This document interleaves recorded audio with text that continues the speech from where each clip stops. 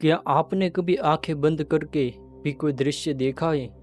क्या आपको कभी किसी आने वाले खतरे का पहले से आभास हुआ है? यह सब संयोग नहीं है। हो सकता है आपकी तीसरी आंख हलचल में हो, एक शक्ति जो हर इंसान के भीतर छुपी है, लेकिन अधिकतर को इसका पता तक नहीं चलता। आज हम गहराई से जानेंगे कि तीसरी आंख क्या है, यह क्यों बंद हो चुकी है, कैसे इसे सुरक्षित तरीके से खोला जाए और क्या है इसके चमत्कारी लाभ और खतरनाक नुकसान। हर इंसान के मस्तिष्क के केंद्र में एक रहस्यमयी ग्रंथि होती है, पीनियल ग्लैंड, जिसे योग और सनातन परंपरा में कहा गया है आज्ञा का चक्र या तीसरी आंख। यह न केवल चेतना का केंद्र है, बल्कि हमारी आंतरिक दृष्टि, छठ इंद्रिय और आध्यात्मिक जागरूकता का प्रवेश द्वार भी है। आधुनिक विज्ञान इसे केवल एक अंतःस्रावी ग्रंथि मानते हैं जो मेलाटोनिन हार्मोन बनाती है, लेकिन ऋषि मुनियों के अनुसार यह वही दिव्य नेत्र है जिससे शिव ने कामदेव को भस्म किया और जिससे योगी दिव्य लोक को देख सकते हैं। यह वही शक्ति है जिससे आत्मा अपने शरीर और माया से परे जाकर परम सत्य को अनुभव कर सकती है। लेकिन दुखद यही है कि आजकल यह शक्तिशाली नेत्र चुप्त है, बंद है, जड़ हो चुका है। हम अपने भौतिक सुखों, विकर्षणों और अशुद्धियों में इतना उलझ गए हैं कि यह जागृत ही नहीं हो पाता। परंतु अभी भी समय है। यदि आप सही साधना करें, सही अनुष्ठान अपनाएं, तो यह तीसरी आंख पुनः सक्रिय हो सकती है। इससे आप न केवल अपने भीतर झांक पाएंगे, बल्कि संसार को एक नई दृष्टिकोण से देख पाएंगे। त्रिनेत्रधारी शिव यही केवल प्रतीक नहीं है, बल्कि एक गहरा आध्यात्मिक संकेत है। हिंदू शास्त्रों में तीसरी आंख को कहता है कि आज्ञा चक्र। यह सह मुख्य चक्रों में से छठा चक्र है और इसका स्थान है दोनों भुवों के बीच, जहाँ एक अदृश्य शक्ति केंद्र स्थिर होता है। शिव पुराण, योगा सूत्र और वेदांत ग्रंथों में तीसरी आंख का उल्लेख बार बार हुआ है। इसे कहा गया है कि दिव्य दृष्टि, अंतः ज्ञान का स्रोत, माया भेदने की शक्ति, यह वह नेत्र है जिससे एक योगी संसार के परे जाकर सत्यों को देखता है, ना कि केवल इंद्रिय गोचर चीजें। शिव ने जब कामदेव का अंत किया तो उन्होंने अपनी तीसरी आंख खोलकर उसे भस्म कर दिया।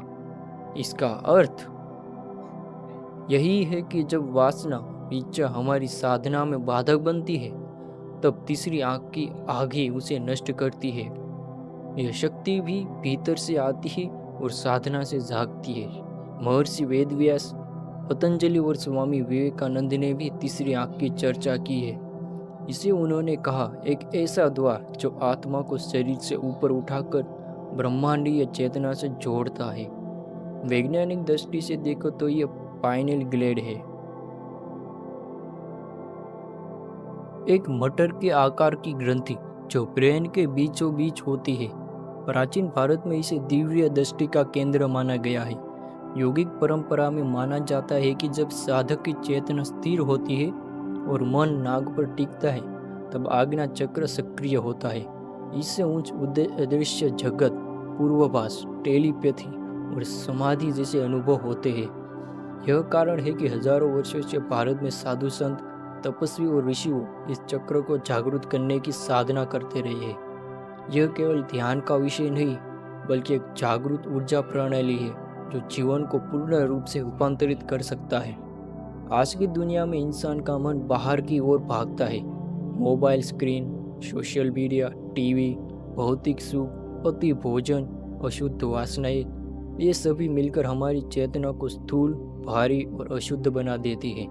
जब तक मन की लहरें चंचल है और इंद्रियां विषयों में डूबी है, तब तक आज्ञा चक्र सक्रिय नहीं हो सकता। इसके अलावा अनियमित जीवन शैली, रात्रि जागरण, दूषित आहार, मानसिक तनाव और आध्यात्मिक अनुशासन की कमी, यह सब मिलकर तीसरी आंख के ऊर्जा केंद्र को निष्क्रिय कर देते हैं। यह नेत्र भीतर है और हमें सिखाया नहीं गया कि भीतर को कैसे झांके। यही कारण है कि अधिकतर लोग इस जीवन में तीसरी आंख के अस्तित्व से भी अनजान रह जाते हैं। जब कोई साधक तीसरी आंख को जगाने में सफल हो जाता है, तो उसके लिए यह संसार पहले जैसा नहीं रहता। उसकी चेतना, दृष्टि और अनुभव सब कुछ बदल जाता है।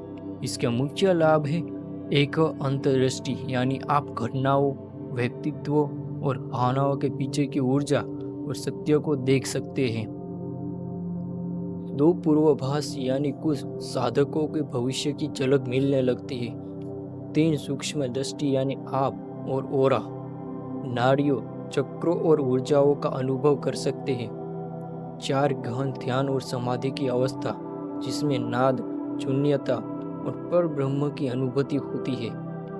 5 मानसिक शक्ति और एकाग्रता का तीव्र विकास, जागृत विवेक और करुणा, जिससे व्यक्ति सबसे भीतर आत्मा को देखना शुरू कर देता है।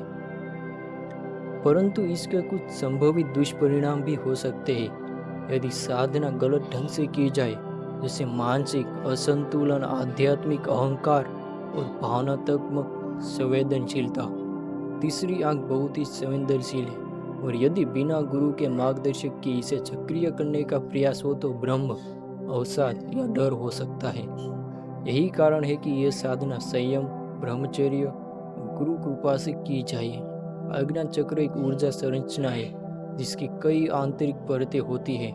इन परतों को पिघलाने का सबसे प्रभावशाली तरीका है भगवान नाम का जाप। जैसे जैसे हम राम, शिव, कृष्ण जैसे नामों का शुद्ध हृदय से जाप करते हैं, भीतर एक ऊष्मा उत्पन्न होती है जो आत्मा पर जमी मेलन का गला देती है। यह वही अग्नि है जो तीसरी आंख को जागृत करती है, और जब आपका ओरा, जो सूक्ष्म ऊर्जा क्षेत्र है, मजबूत होती है, तब तीसरी आंख स्थिरता से खुलती है। योग और तंत्र शास्त्रों के अनुसार ओरा की 12 परतें होती हैं, जैसे शारीरिक ऊर्जा परत, मानसिक परत, ध्यान परत, करुणा परत, ब्रह्म परत आदि। जब साधक नियमित जाप, ध्यान, सात्विक जीवन और सेवा करता है तो ओरा की परतें जागृत होती है और तीसरी आंख के द्वारा को सुरक्षित रूप से खोलती है। अब बात करते हैं कैसे इसे सक्रिय किया जाए। पहला, आहार की शुद्धता, मांस, मदिरा, तामसिक भोजन त्यागे और सात्विक भोजन अपनाए। दूसरा, ब्रह्म मुहूर्त में जागे, सुबह 3:30 से 5 बजे तक। तीसरा, प्रतिदिन मंत्र जाप करें, जैसे हरु कृष्ण महामंत्र, श्री राम जय राम या शाम सदाशिव। और चौथा, ध्यान करें, विशेष रूप से आज्ञा चक्र पर। पांचवा, ब्रह्मचर्य का पालन करें, जिससे ऊर्जा ऊपर की ओर प्रभावित हो। छठा, सेवा और करुणा को जीवन में उतारें, जिससे आपकी ओर मजबूत हो। और सातवां, नियमितता और धैर्य रखें। याद रखें, तीसरी आंख खोलना कोई जादू नहीं, ये एक साधना है। यह नेत्र आत्मा का द्वार है, जिससे आप सत्य, शिव और सुंदर को अनुभव कर सकते हैं। यह शक्ति तभी सुरक्षित रूप से जागेगी जब हृदय का द्वार पहले खोला जाए, क्योंकि यदि दृष्टि के साथ करुणा ना हो तो वह दृष्टि विनाश बन जाती है। यही सच्ची रहस्य है तीसरी आंख का, एक चेतन नेत्र जो केवल देखता नहीं बल्कि आपको देखने लायक बना देता है।